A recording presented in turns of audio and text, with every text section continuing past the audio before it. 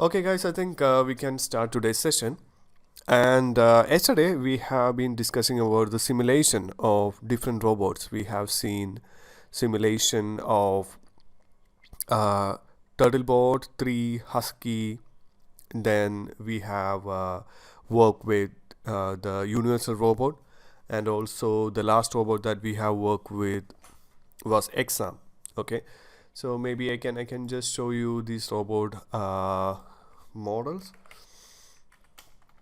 So the universal robotic arm is a very famous robotic arm, and this was one of the simulation that we have tried, and also one of the cost-effective robotic arm is X-arm. Okay, so we have seen the simulation and also the motion planning of X-arm using Move It. Okay. So today we are jumping into another chapter. Okay, it's not the and also we have seen the jetboard. I forgot that we have seen the simulation of jetboard. Now, I will update the notes and video today itself. Yesterday I got busy, so I couldn't update it. So so we have seen this, and then we are jumping into this chapter. Okay, for doing the projects actually. So in between we have two chapters remaining. That is the perception. So mainly discussing about the computer vision application or robotic vision, and both 2D and 3D. And it involves object detection using YOLO, so that we will see, and also we can see how to interact with ROS and embedded system. So this knowledge will help you to work with real robot hardware. Okay, like if you want to build any robot, if it is a wheel robot or a robotic arm, I think mostly we are interfacing the actuators of the robot using some control boards.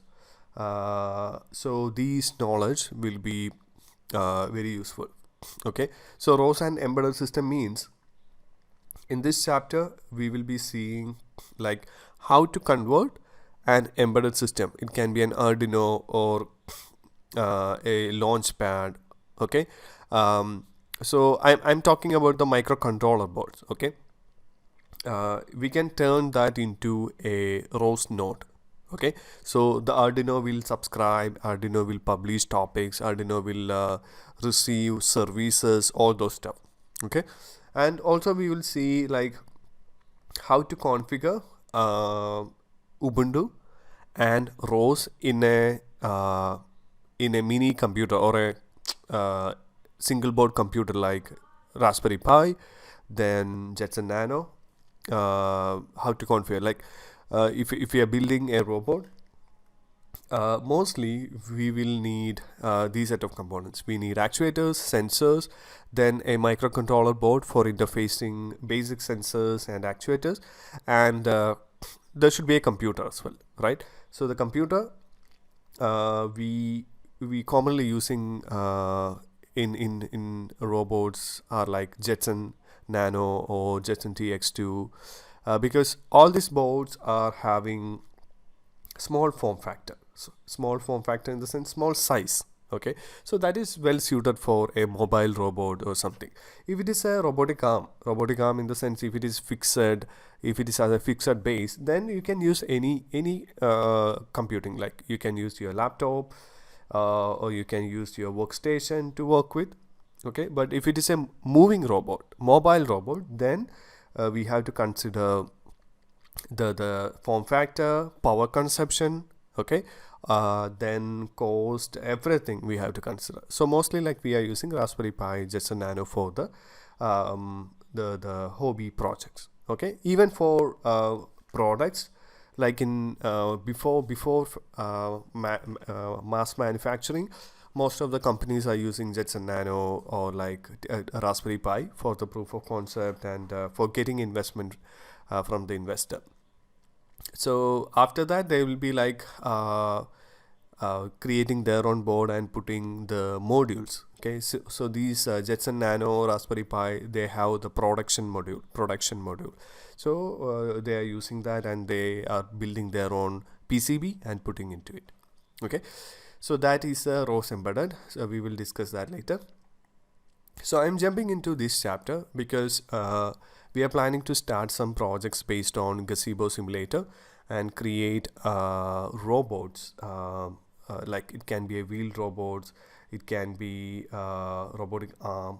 Okay, so that is the intention. So this chapter is talking about how to make a wheeled robots, mainly a differential drive robot, into an autonomous mobile robot. Okay, so I think you are aware of the differential drive wheel concept, right? Just a second. The differential drive, meaning there should be two wheels, and based on the speed of two wheels, it is moving forward, moving backward, moving left, and moving right. Okay, so this is a most commonly using wheel configuration for the robots. So like there is a differential drive two-wheel robot, and also the differential drive can be four-wheel as well. Okay, so like there should be two wheels on the left, two wheels on the right. Okay, and adjusting the speed of these wheels, we can able to control the robot. Okay, and also there is another kind of robot like that is called what I actually forwarded. I mean, I forgot it actually. Sorry, Ackerman model, which is like a taxi or like a car basically. So car model, it's called Ackerman drive. So in this model, you can see the drive is somewhat different. Like the back drive is for acceleration, and front drive is actually for steering. Okay, but for differential drive, it's mainly like only these two wheels. These two wheels are using for driving and then steering. Okay, so we are mainly working on the differential drive. Okay, so coming back to the point, like we are going to work with this kind of robots. And so if you want to make a food delivery robot, or like a robot that can deliver anything from A to B. Okay, so I think you may have seen food delivery robot. Just a second. Yeah, these kind of robots, no, they are actually very famous. They have a different wheel system, but the main application is like going from A to B. Okay, so that is the main application. Maybe we can just watch a video. We can. Yeah, it's an all What video. can mount a curb, has 6 wheels, and is bringing a fresh burrito to your door? A food delivery robot, of course. Inside this Starship bot is a meal ordered through DoorDash. So It's coming soon to a site. so on the top of this robot, like we can put the order. So imagine a hotel got an order, okay, for delivering a food in the city. So you may be using like the food delivery app like Swiggy, Zomato, right? So if it is near to you, for example, if it's a hotel near to you, then these guys are deploying robots. Okay, so so they will place the food on the top of the robot, and this robot now, it's very complex. Like we can put the things on it, and then the robot actually like go to your place. I mean, come to your place. Okay, for delivering it. And for doing this, it's not easy, right? Like the robot have some sensors, so it should be completely autonomous. Like if anyone comes in front of it, it should avoid this, and it should reach its destination. So it's, I will say, this is actually a mini model of the self-driving car. Okay, self-driving cars are also using the same technology, but instead of driving through the street, or like the path, walkway of the pedestrian, it is self-driving cars is going through the road, right? So see, the sensors, it is having like 360-degree cameras.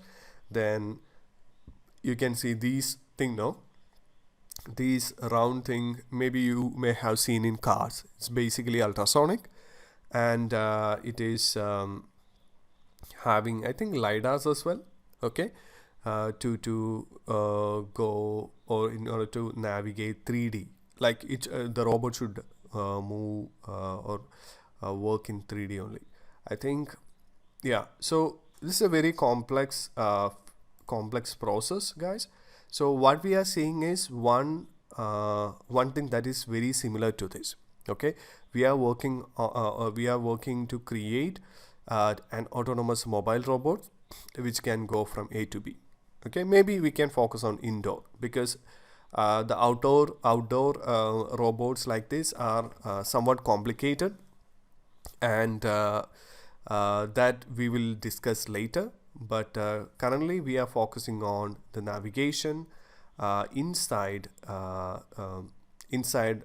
in your home. Okay, maybe from kitchen to your dining table, something like that. Okay, so maybe I can just navigation, can show you some interesting examples. Maybe I can check for the Turtlebot 3 navigation.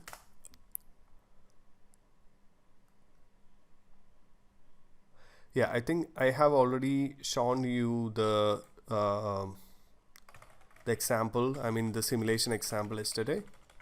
Let me see if there is any hardware videos. I have the hardware, but currently it's not in the situation to show the demo.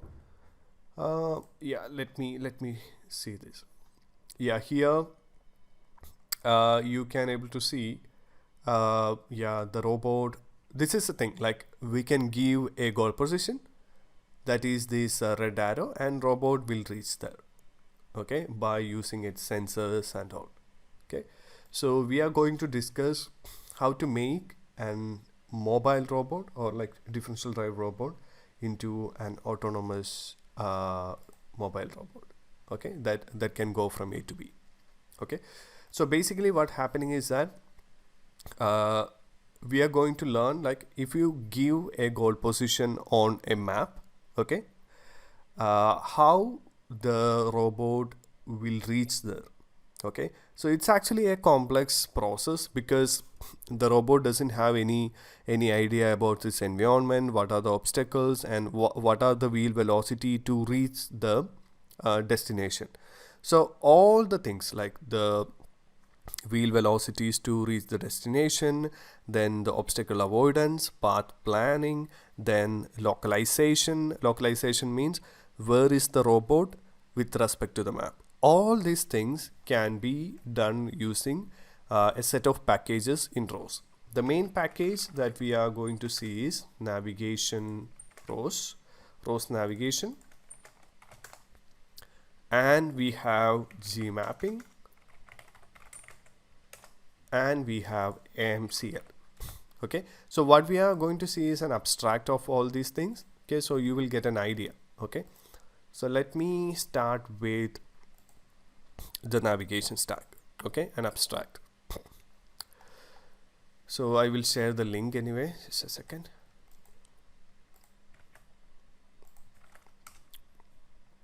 Okay, so guys, if you were there in the simulation class, you may get an idea, like if you start a simulation. For example, I am starting a simulation of Turtlebot. Let me start the simulation of Turtlebot. Maybe, yeah, Turtlebot 3 world.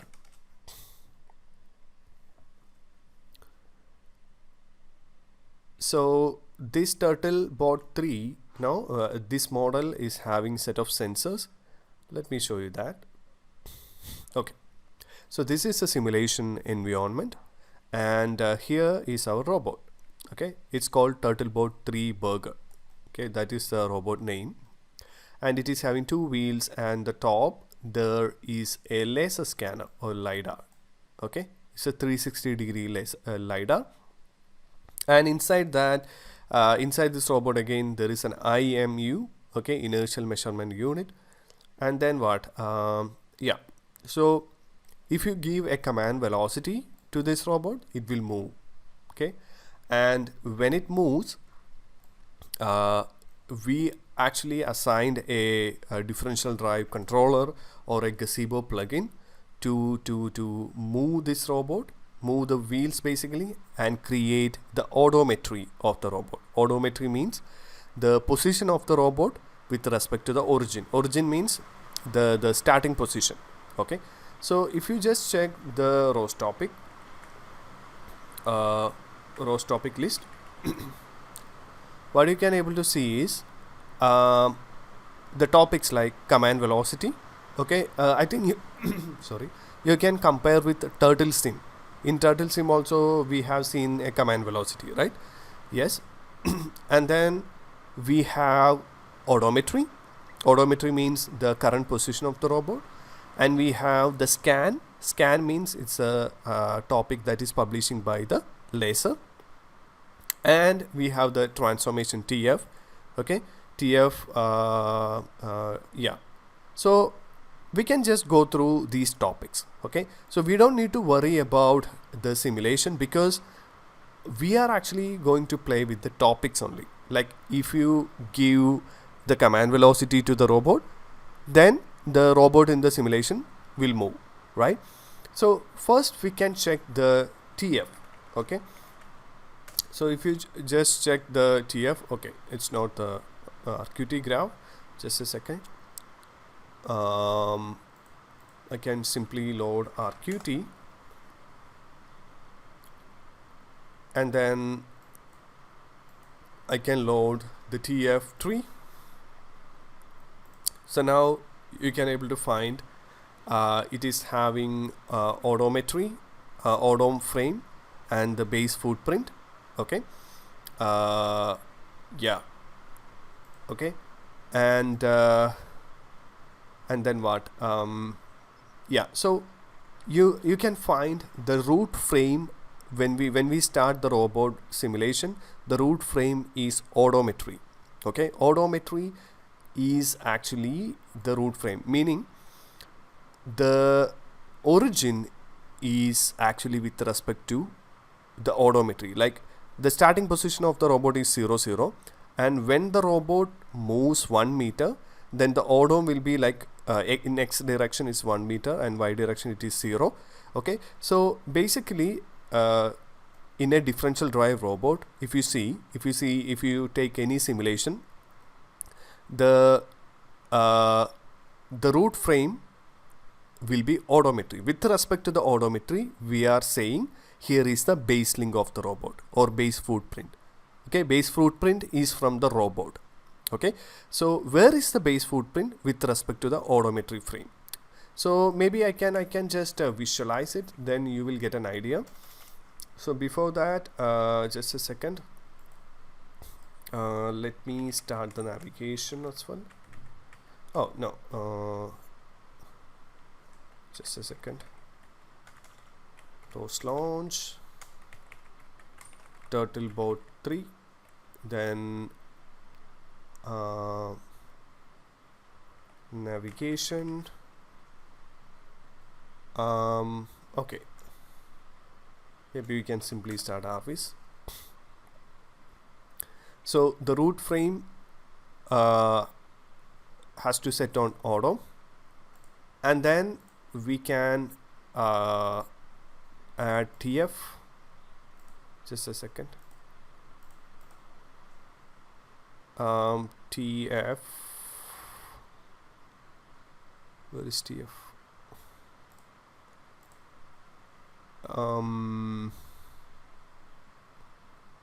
yeah, TF. And now we can add the laser scan.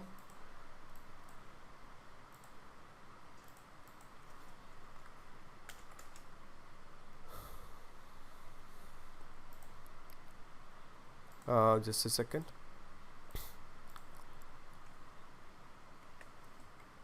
ROS launch Turtlebot 3.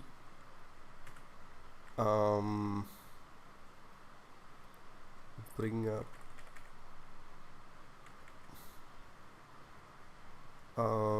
remote.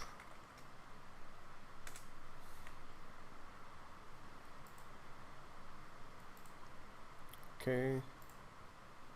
Yeah. So we can see the starting position of the robot set to the reference frame will be odo. Okay, odometry. So with respect to the odometry, the robot is here, meaning the value of odometry is like in the x direction. X is pointing positive in this direction. So here the robot is -2 in x direction, and in y direction it is like -0.5. Okay, so that is actually the position. Each grid corresponding to 1 meter. So we can simply check the odometry data. We can simply check the odometry data. So you can see the position. The pose of the robot is -2 and -49, that is -0.5. Okay, and Z we don't need to worry because this robot is actually moving in a plane, so there is no Z component. Then there is an orientation that is actually in quaternion. Okay, so this is the data coming from the differential drive plugin or differential drive controller. Okay, so the robot, when the robot moves in the simulation or in the actual hardware, it is having the encoders.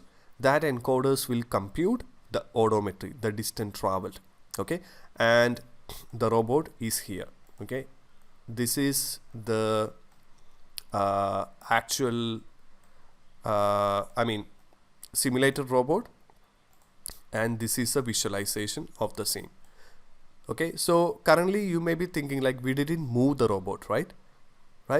But in simulation we can put the robot from the center to another place, and then the gazebo will compute it as that place.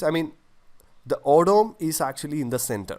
Okay, so whenever we start the robot, it should be from the odom frame itself, and whenever we move the robot, then it will produce the odom. But currently we have placed the robot to a predefined location. We spawned the model to this location, so that's why it is showing like this. Okay, so there is a question from Rohan. So odom TF is always at the origin of the map. Yeah, actually odom will be the starting position. Okay, odom is the origin. So if you change the fixed frame, okay, the fixed frame will be the origin. So if you change the fixed frame to base footprint, then the base footprint will be the origin.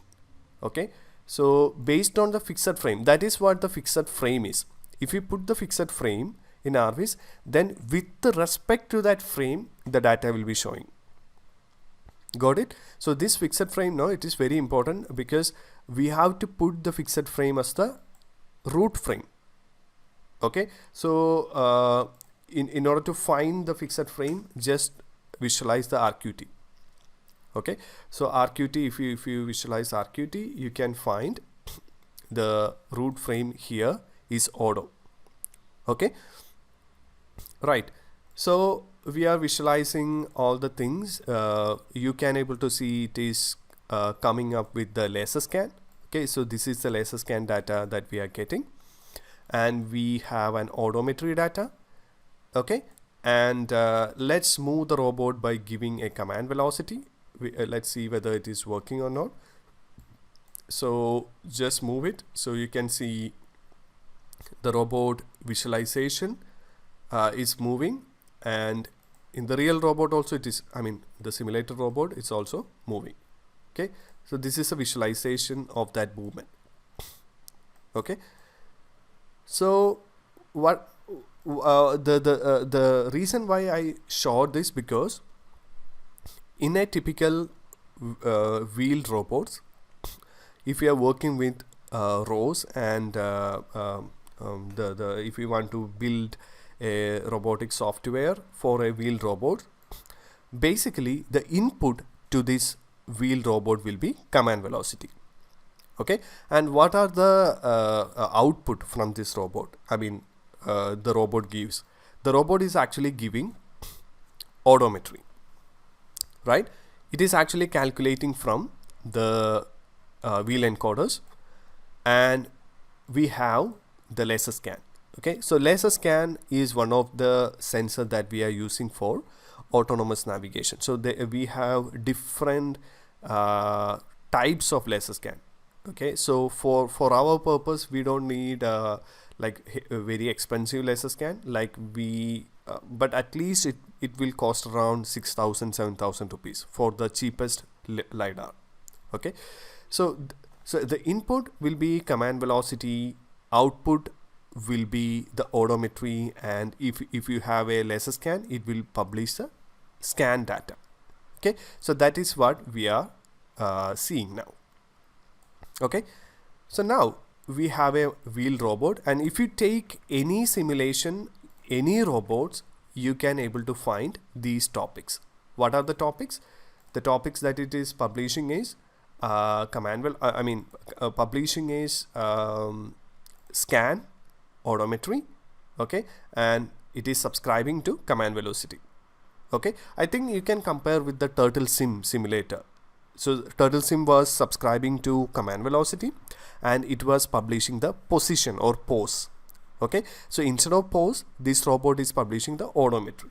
Okay, so now after discussing that, we can come back to the navigation stack.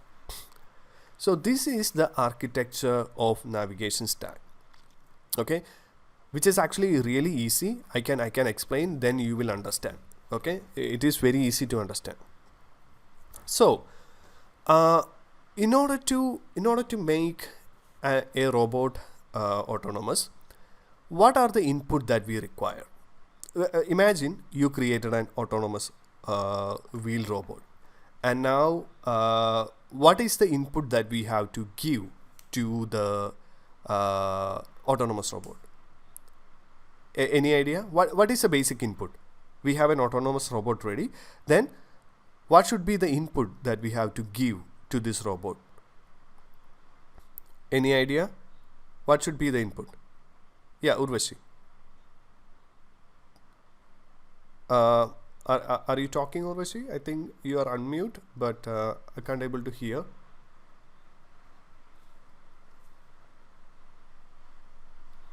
Okay, I think, yeah, I can't able to yeah. Target position? Yeah, exactly. So the goal position, right? Like if you have a autonomous robot, you have to give a goal position, right? Then only it will go to that goal position. Okay, so that is actually the input here. Okay, what Urvashi mentioned was correct. Destination point is what we have to give. So this rectangle, right? This is actually a node called move base. Okay, this rectangle is a single node called move base.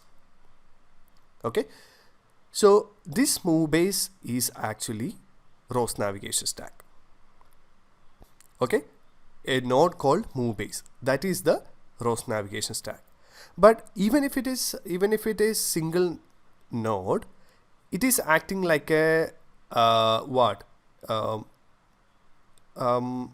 more likely a node which can load different plugins. Okay, like this node can able to load different plugins into it. Okay, so this node basically is the important part of navigation stack. So you can see here on the top, this is the goal position that we are giving from RVs. So in RVs you have seen like we can give a arrow, right? So that is this topic. Okay, so that is actually subscribing by which node? Move base. Okay, so move base is subscribing, and what is the output of the move base? What should be the output? When you give a goal position, the robot should move, right? So the command velocity is the output of the move base. Okay, then only the robot will move to that destination. Okay, so in order to move the robot, what are the assisting data that we require? We require a map, right?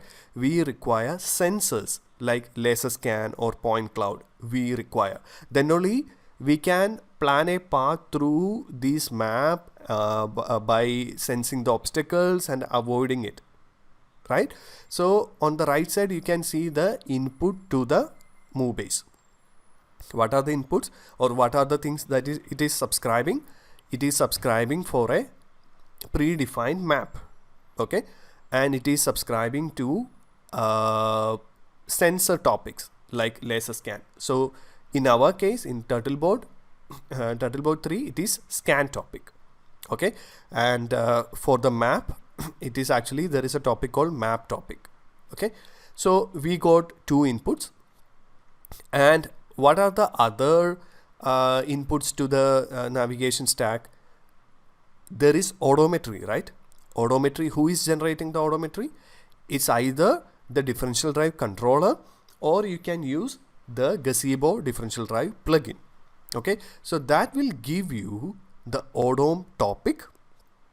Okay, odom topic and the transformation, the TF data. TF data will have the odom to base footprint to base link, then base link is the root or center of the robot. Base footprint is the imaginary axis just below the base link. Okay, so this TF message should be also there. So TF, odometry, then sensor sources, map, and the destination. Okay, if you give all this information to the move base, then what will happen is the move base node will generate the command velocity, and which will subscribe by the robot controller. Okay, because we already discussed that the robot is actually subscribing to command velocity. Okay, so now you got an idea, right? So if you give laser scan, if you give map, if you give TF, if you give odom, and if you give the goal position to the move base, then it will generate the command velocity to reach that destination. Okay, is this concept clear or not? Just want to clarify. So are you clear with this idea, guys? Like, is this basic concept is clear? Kindly repeat. Okay. So I think you got an idea, right? So like just giving these bunch of inputs, and the output will be the command velocity. Okay, so the command velocity is going to the controller, ROS differential drive controller or Gazebo differential drive plugin. Okay, then the robot will move. And so you may be thinking, okay, this is super easy, right? This is super easy to work with, so you can make a robot autonomous very quickly. So actually that is right, but if you are like starting from scratch, it will be somewhat difficult, or it will take some time. Okay, but there are many examples available. So if you follow the template of it, for example Turtleboard or Husky, if you just follow the template, then you can easily configure it. Okay, so basically the move base is a node which can load different plugins. Okay, so inside that you can see some blocks, okay, in ellipse structure. So you can see a global planner, local planner, global cost map, local cost map, and recovery behavior. So these things, these plugins are actually the core of this navigation stack. Core means this is actually doing the autonomous navigation. When the move base gets all this information, all the inputs, these plugins are actually doing the planning, then recovery, all these things. Okay, so I can talk about that in a very easier way. So I think you have used Google Maps, right? Google Maps you have used.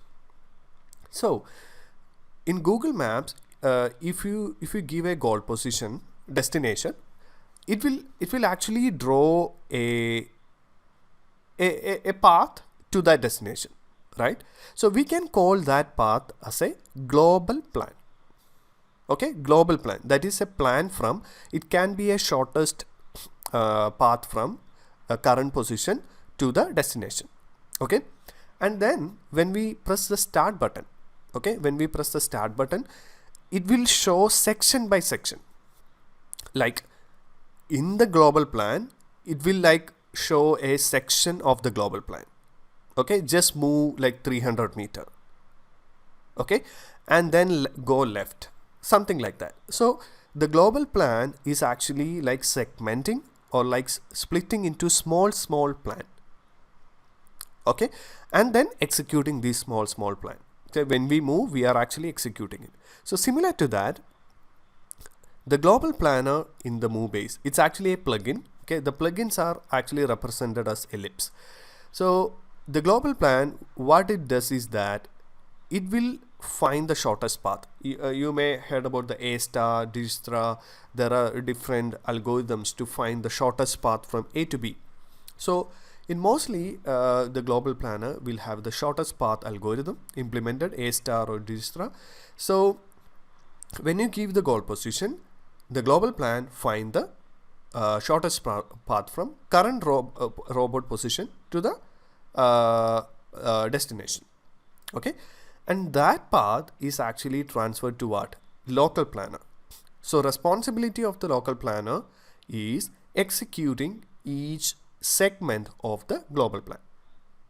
Okay, and so how to execute this segment?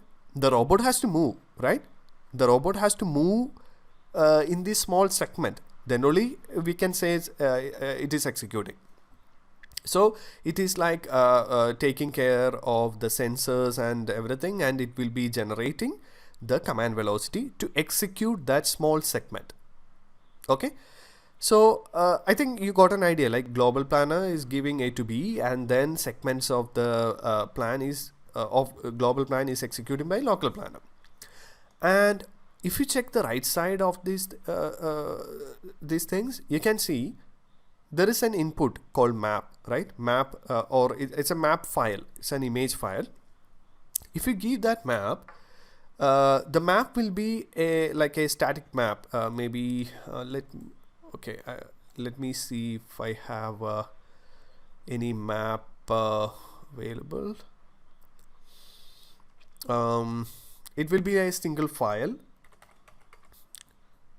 Yeah. So map will be like this. Okay, it will be in a format like .pgm, and the obstacle is representing by the black color. Okay, and other things are free. Okay, so we will see how to create a map and all maybe in the next class, but this class I'm focusing on the navigation. So we are giving input as the map. We are giving input to move base. Map is one input, and when a map topic received inside the move base, there is a two plugins called global cost map and local cost map. Okay, global cost map and local cost map. Maybe it will be clear if I can show you the actual simulation and explain. Okay, So let me start the navigation so it will be more clear to you. Just a second.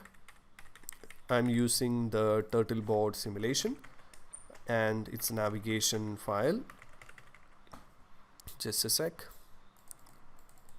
Okay.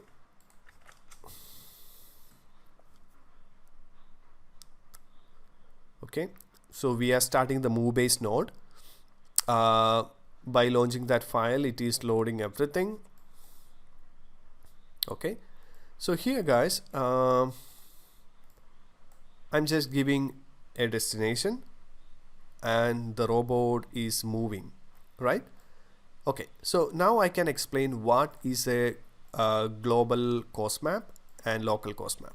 Okay, so you guys can see a violet color, a rectangular around the robot, right? Around the robot. When the robot moves, it is also moving. This violet color. Okay, that is actually the local cost map. Okay, local cost map. And the global cost map is actually the things that we are seeing. Maybe what I can do is I can just enable these things and disable these things in ROS, so you will get understand. So we can disable the local cost map. Okay, so you got an understanding, right? What is a local cost map? It's actually a window around the robot. Okay, so this window is actually like a section of the global cost map. Okay, and it is taking care of like dynamic obstacle, all those stuff.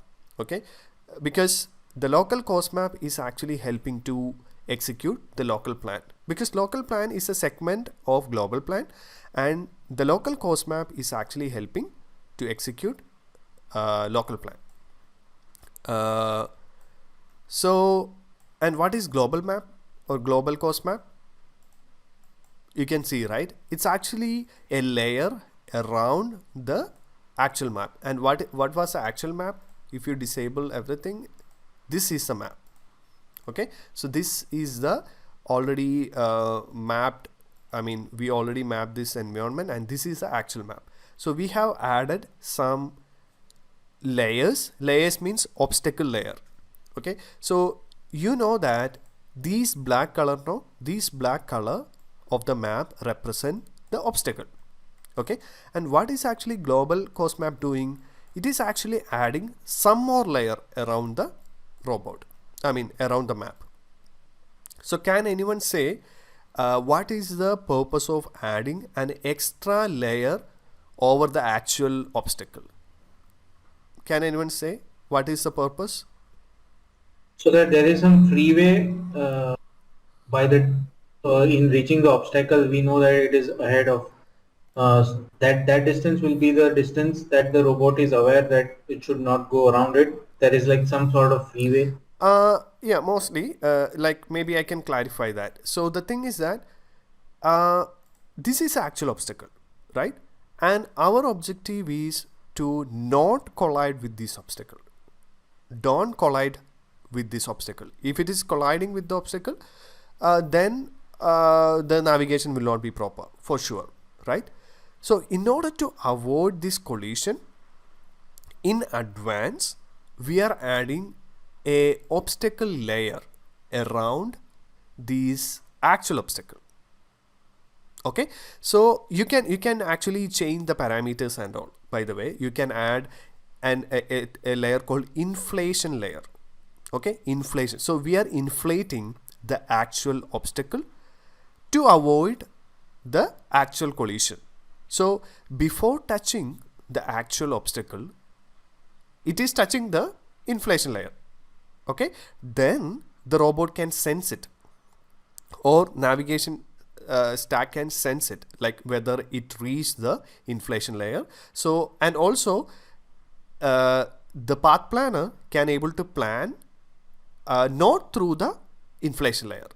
So if you just see a plan like this, you can see it is planning through the center. Okay, why? Because you can see there is a layer, okay, layer around this obstacle. And the layer, so this layer will be there in local course map and global course map. So we can clearly see these layer, no, the path planner is not planning through this layer. See, it's planning like on the center. Okay, so we can avoid mostly like the collision in advance. Okay, so that is actually the purpose of global course map and local course map. Global course map is adding an extra layer, inflation layer around the actual obstacle. Local course map also doing the same. Okay, so if you want to like specifically move, I mean, obviously our objective is to avoid collision if it is a dynamic collision obstacle or static obstacle. So now you can see there are a lot of static obstacle, right? So maybe I can add a sphere here.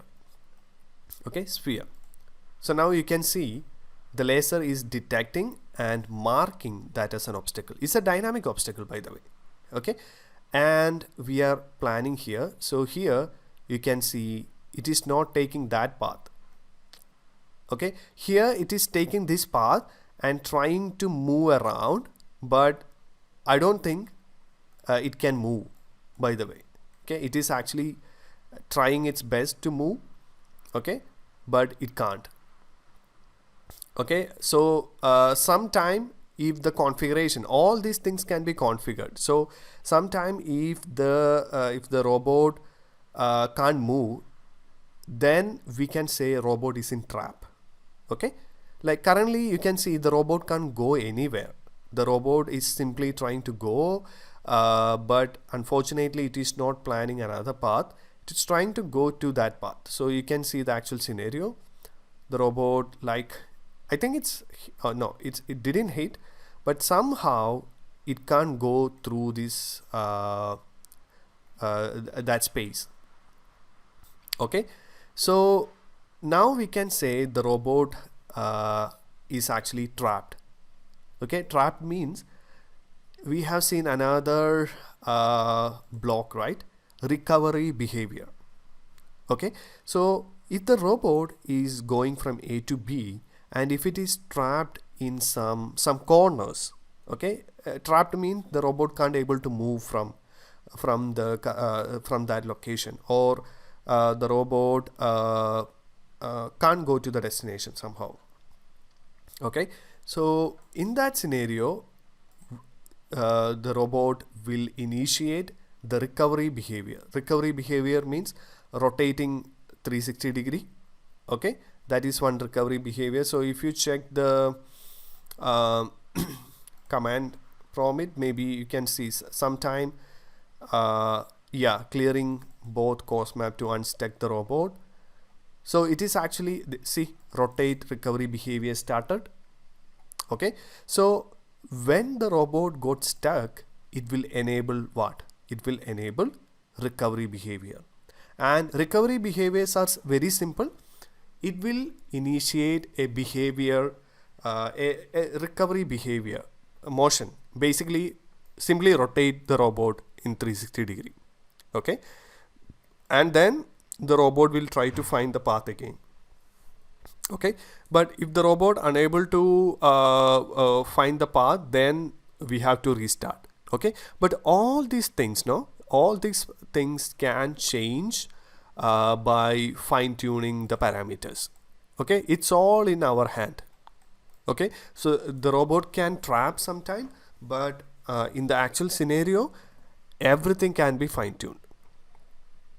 Okay, if there is a dynamic obstacle, everything can be fine-tuned. Okay, so that is the role of recovery behavior. Okay, so for the global course map, local course map, local planner, global planner, then recovery behavior, all things are configurable. Okay, there are a lot of parameters for these plugins, and there are different types of plugin. Okay, you can choose your own local planner, you can choose your own global planner, you can choose global course map, local course map, and you can write your own like recovery behavior. Anything is possible. Okay, so this system is completely configurable, and yeah, so if you can provide all these things, then it is done. So mostly uh, setting the navigation stack for a robot is mostly like a configuration job rather than programming job. Okay, because all things are there. Okay, all the things, if you are creating a simulation, you also know, like, it's mostly I mean, it's not programming, it's basically like configuring. Okay, so setting the navigation stack is also like that. If you check the navigation stack configuration, for example, if you set turtleboard 3 GitHub, and if you go to the repository, you can find a package. So this is a common naming that we are giving to the navigation stack package, not to navigation stack package, for our navigation stack. Navigation stack means the configuration that we have to keep.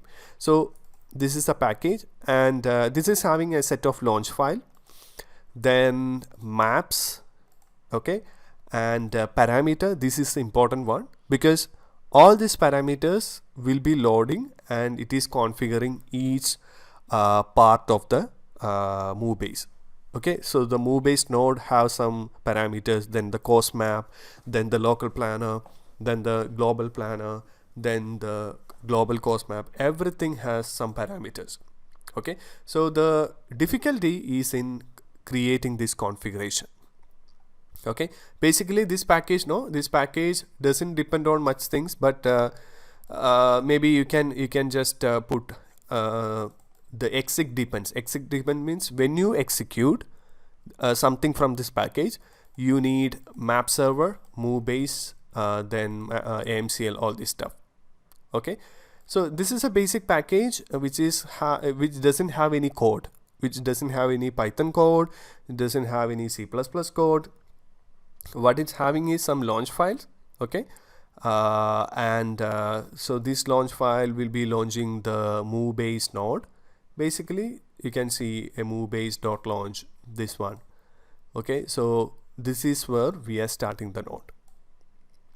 Okay, so in this class, I think I just plan to like give an idea about the move base, okay, or the navigation stack.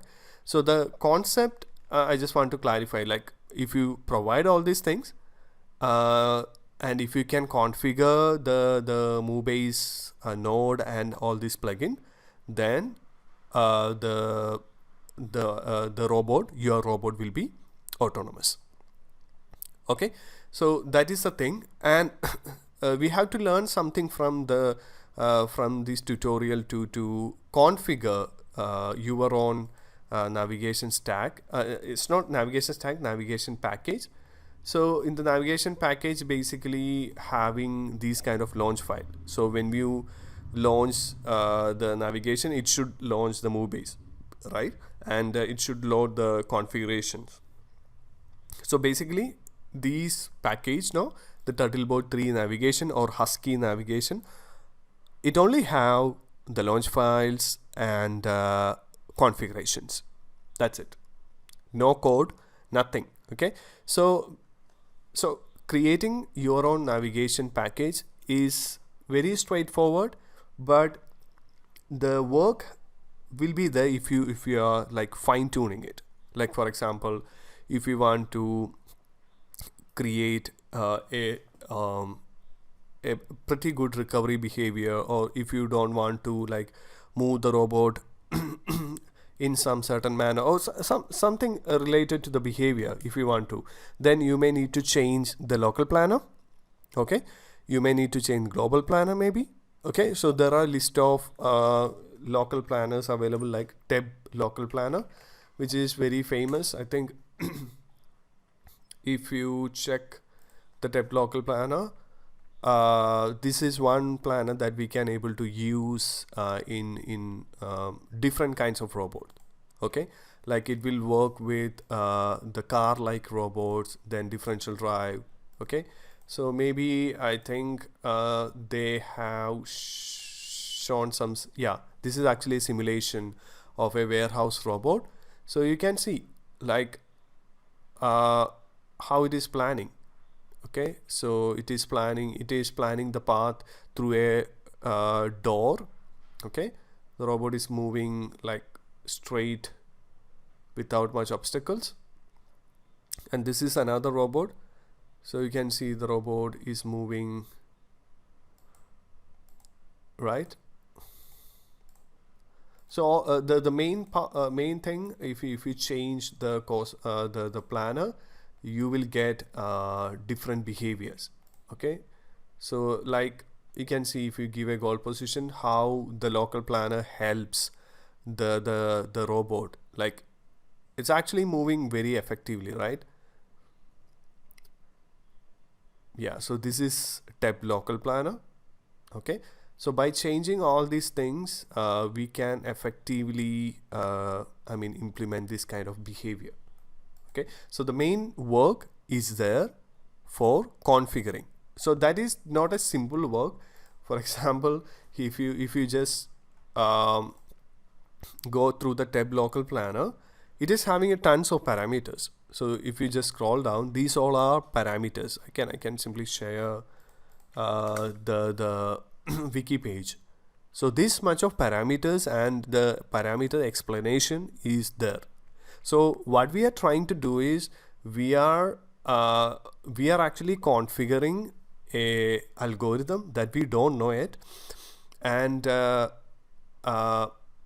tab local planner that we have is like a template means there is an algorithm implementation, but there are like 20-30 parameters to it. Okay, so how to configure this algorithm? The implementation is very flexible. I mean, this tab local planner implementation is they implemented in a very flexible way, so that user can make use of all the parameters and configure it.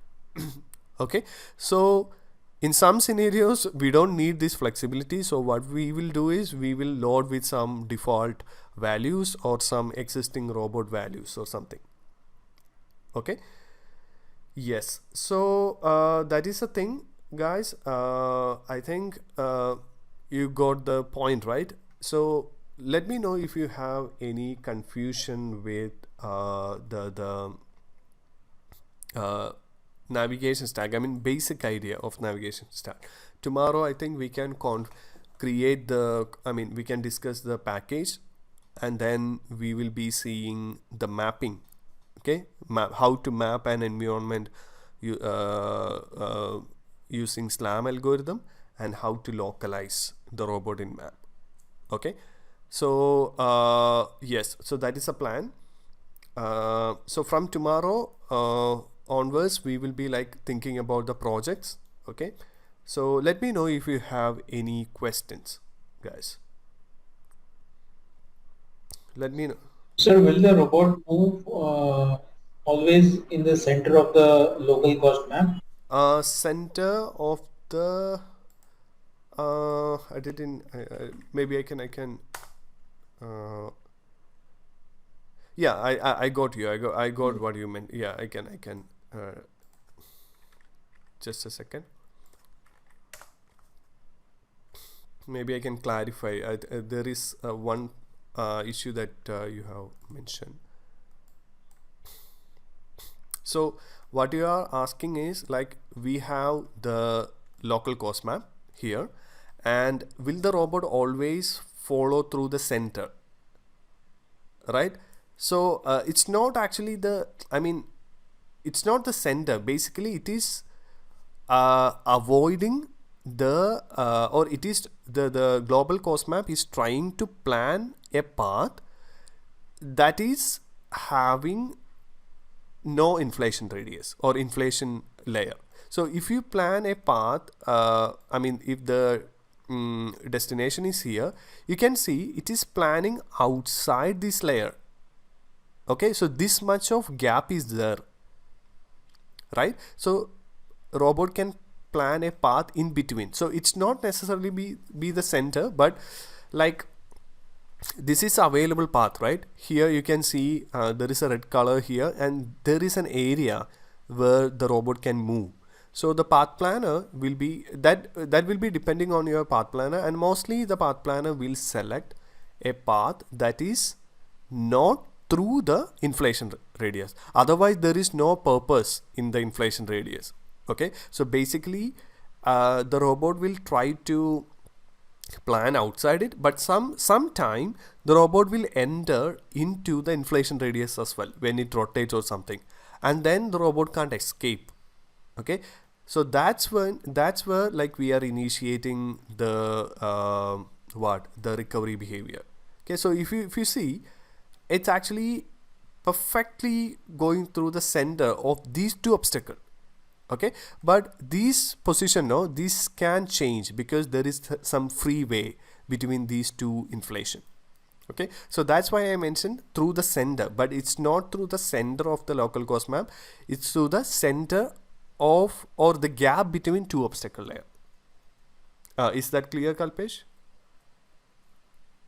Yeah. Yes, sir. Also, the robot is positioned in such a way that when it has to move through the obstacles, avoiding the obstacles in advance, it is always positioned. It happens to be positioned in the center of the local cost map. Yeah, That yeah, yeah, yeah, violet yeah, yeah. square. Okay, okay, okay. I got your point now. Okay, okay, okay. Yeah, yeah, yeah. That is correct. But we can, yeah, yeah. Also, we can adjust the size of the local cost map. Maybe you can put something on to the front. I mean, some portion to the front, but always it will be the center. Yeah, I got you, Kalpesh. It will be the center in the cost map. Yeah. Fine, Okay. sir. Okay, so yeah, and these behavior, no, these path planning and everything can change based on the configuration parameters. Currently, the Turtlebot 3 guys actually they have configured this parameter, but again, it is having issues. Sometime it will trap or something. So like if you just go to the corner, sometime the robot failed to reach. And you can see here there is an yellow line, right? Yellow line. That is the local cost map. Sorry, local planner. Okay, so this is a local planner. So it's a segment of the global plan. Okay, and the local planner, right? The local planner will be like guiding by the global plan, but it is not the continuation actually. Okay, like it's not the exact continuation. Based on the local cost map, the local planner is planning. Okay, yeah, so let me see the situation in the simulation. Yeah, so here you can see a rotation behavior, right? So what happened here, the actual obstacle is here, the red color, sorry, the green color, and the robot currently is in the inflation radius. Why? Because the goal position is in the inflation radius. So that's why it can't able to survive at that point. But when I give another goal, it is going to that position. Okay, so make sure you are not commanding the goal position to a inflation radius. So if I'm giving the goal position to here, simply, yeah, it will reach, but yeah, it is actually like rotating to escape from that. But you can configure to not go to the inflation radius. That is also there. Okay, yeah, yeah. So that is the thing. Do you have any question, guys? Any more questions regarding? Yeah, Yes, Urvashi. sir. Actually, question, how can we add like suppose I have I have chatbot and I wanted to add the RP LiDAR one, yeah, on it, and how can I like add it on this that Yeah, one? yeah. So in order to add a new sensor, the RP lidar or any lidar can be interfaced through USB.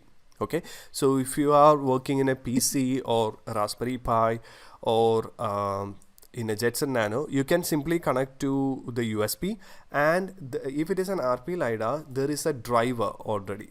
Okay, ROS driver. Uh, so if you are connecting a hardware into ROS, then we need the driver packages, which is simply the packages that is reading the data from the sensor and then publishing the data as a topic. Okay, so here the RP LiDAR node, there is a node actually inside the package which will be publishing the scan data. Okay, so that's how we are getting the LiDAR data as a topic. So if you get that topic, then you can use that topic for navigation and also for the mapping. So here there is a video it's showing like using RP LiDAR. The robot is actually creating a map. Okay, so this we will be discussing tomorrow. So so this kind. And I also have spawned chatbot on my on the PC, but like how can I connect it with the robot? Like I wanted to see this RV's simulation on this PC and also like running on in live. Okay. So I don't so know. in JetBoard we have a Raspberry Pi or Jetson Nano, right? And you have the laptop. Yeah. So Yeah. in order to see the data coming from the Jetson Nano or Raspberry Pi, there is a thing called ROS networking. Okay, I don't know, like I have mentioned this. So there is a thing called ROS networking. So what happening is that if you have a robot that is running, okay, and it is having Raspberry Pi and the Raspberry Pi is getting connected to your router, okay, and your laptop is connecting to the same router, okay, then there is a provision to get the topics, ROS topic from the Raspberry Pi to PC, and also get the topics from PC to Raspberry Pi. I mean, so when you start some ROS node or ROS core in the Raspberry Pi, you can also see the topics in your laptop. So for example, if you start the RP LiDAR driver in Raspberry Pi, you can able to see that topic in your laptop using RVs. So maybe I think there is a good tutorial for that. Maybe that will suitable for you too. So yeah, there is video as well. Okay, so I think better to watch this. So I don't know like whether it help or not, but I think they're doing something. Yeah. So, Yeah, I'll check okay, it out. so this will help you to communicate between laptop and the Jetson Nano Raspberry Pi. Okay. Great, Okay. thank you. And here's the last Sure. question. Are we going? So tomorrow we are going to see the how global coast map like work, how to configure it, Yeah. right? We will discuss. Oh, and can we configure it in live map also? A live map in the sense, like how to like. I mean, you mean how to create a new map or? Actually, like let's say I have LiDAR and it is giving live Okay. data. So how can I like set? Yeah, Okay, maybe exactly. we can actually what we can do is we can take that package and then we can change those parameters and see what will be the effect. Yeah, Okay. so we will Yeah. be Okay. seeing that. So tomorrow we are planning to like see this important configuration of navigation stack, and then we will see the G mapping, which is the SLAM technique for creating the map of the robot, and then the AMCL, which is again for localization. So these two are very easy. I mean, it's very easy to understand, but the configuration will take some time. Okay, so yeah, so Yeah. tomorrow the same time, I guess we can I will announce the time because tomorrow night I have to leave yeah, I'm actually traveling, so I will announce the time tomorrow. Okay. Okay, so that's it, guys. If you have any more question, you can update in Discord, and I will be updating the video of today and tomorrow. I mean, not tomorrow, like yesterday video, and today's video I will update today itself. Okay guys, thanks for attending. So see you tomorrow. Bye everyone. Bye.